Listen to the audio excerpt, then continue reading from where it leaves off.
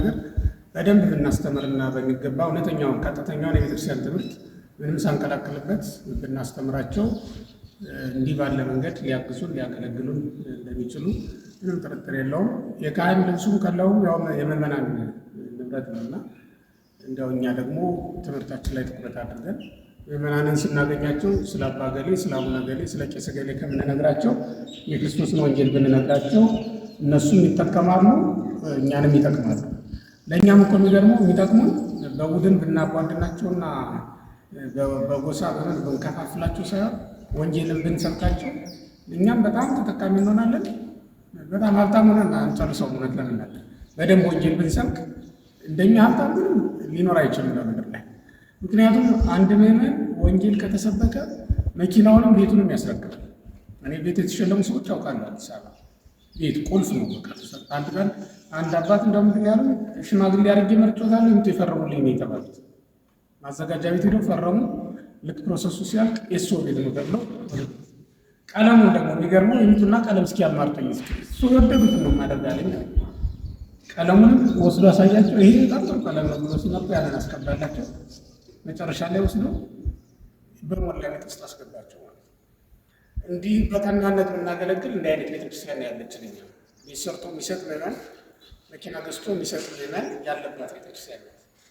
እኛ አውቃናት በሚገባ ብናገለግላት እንዲህ አይነት ጥቅሞች አሉ። ሁላችንም አርሰን ነግደን ቆፍረን አይደለም መኪና ብንነዳ የፈለግነውን ነገር ብናደርግ ከየትም አምጥተን አይደለም ከምዕመናን የተገኘና ቤተክርስቲያን በዚህ መልኩ ልታገለግለን በስጋም በነፍስም ልንጠቀምባት የምንችልና ከእናንተ የሚጠበቀው እንግዲህ በተለይ ለእናንተ ለደቀ መዛሙርቱ እውነተኛ ትምህርት ለሚያስተምር መምህር ዋጋው ከእግዚአብሔር ዘንድ የሚጠበቅለት ቢሆንም ተስፋ አድርጎ የሚያስተምረውም የሚማረውም ከክርስቶስ የሚያገኘውን ጸጋ ቢሆንም ቅሉ እንዲሁም በምዕመናን ዘንድ ግን እንዲህ አይነት ከበሬታና አስራቱን በኩራቱን እንዲበላ ወይም የምዕመናን ስጦታ እንዲቀበል የተፈቀደለት መሆኑን ነው የሚያሳየው። እና ሐዋርያው ቅዱስ ጳውሎስ እንዳስተማረው ባይሆን ተራራ የሚያክል ትምህርት ማስተማርና ድንብላል ታክል ነገር መብላት ግን ግድ ይላል።